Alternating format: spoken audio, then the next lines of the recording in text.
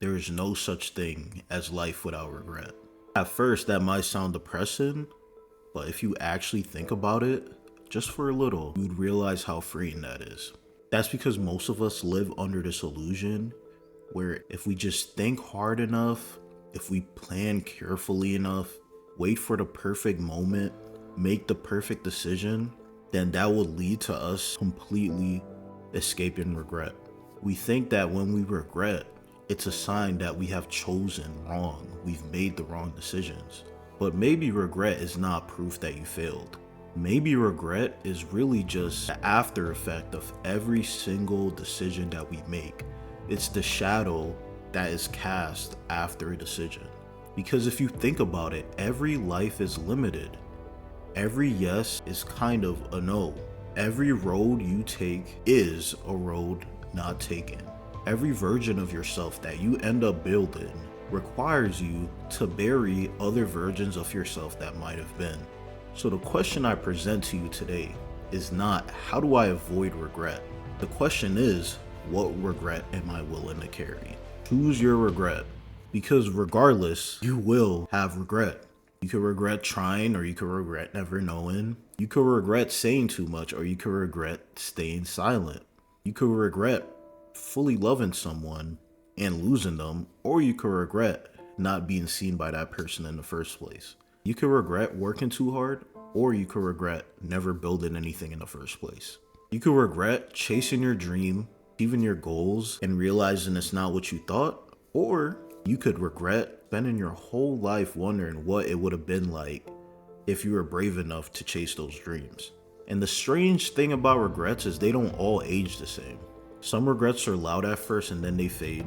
Other regrets are quiet and then they grow loud. Forgive me if I'm mispronouncing these names, but psychologists Thomas Gilovich and Victoria Medvec studied this difference. Their research suggests that in the short term, people often feel more regret over their decisions. The thing you did, the risk you took, the awkward message, the failed attempt, the relationship that ended badly, the move that did not work out. Your action gives regret a body. It gives it a date, a place, a scene you could replay in your head. You're able to point to it and say, there, that's where I messed up, that's where I made the mistake. But over the long term, regrets often come from inaction. The thing you didn't do, the person you didn't become, the apology you never made, the gift you never developed, the life you kept postponing because you wanted to feel like you were ready. And that makes sense. A mistake eventually becomes a story. You learn what happened, you gather the damage, you recover, you find the lesson, or at the very least you find the scar. But the things you never did remain unfinished. It stays open. It becomes a ghost version of your life. And because it never happened, your mind is free to perfect it. The business you never started automatically becomes successful in your mind. The person you never asked out becomes your soulmate in your memory. The city you never moved to becomes the place where everything would have finally made sense. The book you never wrote becomes the book that would have changed your life. Inaction is dangerous because it has no evidence. There is no failed first draft, no bad first date, no awkward beginning, no reality to correct the fantasy. So the life you did not live can become flawless. And then you compare your real life with all the bills and boredom and uncertainty to an imaginary life that never had to exist a Thursday afternoon. Of course the imaginary life wins. That's why What If can be so cruel. Not because it shows the truth, but because it shows a dream that never had to become real. Soren Kierkegaard wrote that life can be understood backwards, but it must be lived forwards. That's the trap. We only get clarity after we needed it. We make the decisions in the fog, then judge ourselves from the mountains. You don't get to live your life with the wisdom of somebody who already survived it. You have to live as the person in the middle, the person who doesn't know, the person who's afraid, the person who has incomplete information, imperfect timing, and a nervous system that pretty much would prefer safety all the time. So when you're choosing, you're not choosing between certainty and uncertainty. You're choosing between two uncertainties: the uncertainty of action and the uncertainty of avoidance. And avoidance feels safer because it usually doesn't hurt immediately. Not sending a message gives you instant peace. Not starting a project saves you from embarrassment. Not changing your life lets you keep your current identity. Not having that conversation keeps the relationship alive, even though something honest inside is already dying. Avoidance is comfortable, but it lets you delay the pain. But delayed pain is not deleted pain. It becomes interest, it compounds. And one day you wake up and realize the life that you call safe was also costing you something. It costs you aliveness. It costs you intimacy. It costs you practice. It costs you the person you might have become through the attempt. This is why choose your regret is not a reckless philosophy. It does not mean do whatever you want. It does not mean burn your life down because you're scared of what you're missing out. It does not mean every impulse is wisdom. Some risks are stupid. Some doors should stay closed. Some desires are just distractions wearing the costumes of destiny. Choosing your regret means being honest about the price of both paths, because staying has a price, leaving has a price, speaking has a price, discipline has a price, comfort has a price, ambition has a price, so does giving up. The mature question is not which option has no pain. The mature question is which pain is meaningful. Which pain will I respect myself for carrying? There is a kind of pain that makes you smaller. The pain of self-betrayal, the pain of cowardice, the pain of knowing you abandoned yourself to be approved by people that were barely paying attention. And there's a kind of pain that makes you larger. The pain of effort, the pain of honesty, the pain of grief over loving deeply, the pain of beginning badly at something that matters, the pain of looking foolish while you're learning how to become real. Both hurt, but only one of them builds a life. There's another piece of research I think about here. Psychologists have described something called an end of history illusion. Basically, people recognize how much they've changed from the past, but they underestimate how much they will change in the future. We keep thinking we're finished. We look back and we say, wow, I used to be so different. But then we look forward and assume this is basically me and how I'm going to be forever. We look at it as if the current us is the final edition, but it's not.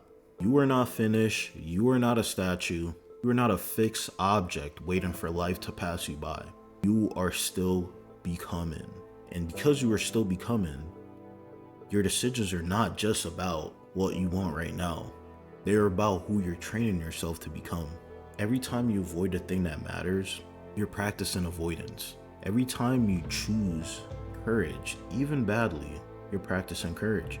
Every time you tell the truth, you become less available for lies. Every time you keep a promise to yourself, your future self inherits a stronger spine.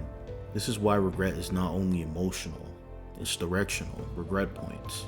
It tells you which part of you still wants to live. Sometimes regret is not there to punish you. Sometimes regret is a messenger from the unlived life inside of you. It says, pay attention. There is still something here. There is still a conversation you need to have. There is still work you need to do. There is still a version of you waiting for permission. And maybe permission is never coming. Maybe no one is gonna hand you a clean beginning.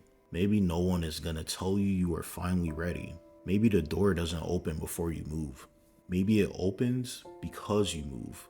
Bronnie Ware wrote about the common regrets she heard from people near the end of their life. One of the most famous was wishing that they lived true to themselves, not only the life that others expected of them. Whether you treat that as research or a human testimony, it lands because most of us recognize it immediately. We know the danger, not death exactly, but arriving at the end and realizing that the life we protected is not really ours. That we were careful but not alive. That we were liked but not known. That we were busy but not devoted. That we survived but did not choose. So how do you choose your regret? I think you start by asking 4 questions. First, if I do nothing, what will it cost me in 5 years? Not tomorrow, not next week, 5 years. Because avoidance is very good at winning in the next 5 minutes. but it's terrible at explaining the next 5 years. Second, which choice would make me respect myself more, even if it fails? That question cuts through a lot, because some failures still leave you with dignity. You tried, you told the truth, you showed up. You did not abandon yourself. Third, am I avoiding this because it's wrong or because it's scary? There is a difference. You can be wise, your fear can be wise, but your fear can also be lazy. It can call itself intuition when it's really just protecting your current identity. And fourth, what regret am I already choosing by waiting? Because waiting feels natural, but it's not. Waiting is a decision wearing invisible clothes. Every day you do not choose, a choice is still being made. Time is still moving, your life is still answering. I don't think your goal is to live with no regrets. I think the goal is to live with regrets you can understand. Regrets that come from loving. Regrets that come from being sincere in a world where sincerity is risky. Regrets that say I was here, I participated, I did not spend my entire life watching from the doorway. You will get things wrong. You will misjudge people. You will overestimate your dreams. You will stay too long sometimes. You will leave too early other times. You will speak when silent would have been wiser, and stay silent when courage was required. That is being human. But there is one regret that has a particular bitterness. The regret of knowing deep down you heard the call of your own life and you kept lowering the volume. So choose carefully, but choose. Choose the regret that comes with motion. Choose the regret that comes with truth. Choose the regret that comes with becoming. Because someday you will look back, and when you do, you may not need a perfect life. You may only need to know that it was yours. You cannot avoid regret, but you could choose the kind of regret that proves you were alive. Thank you guys for watching. If you're interested in more talks like that, hit the subscribe button, leave a like, and I'll see you guys in the next video. Peace.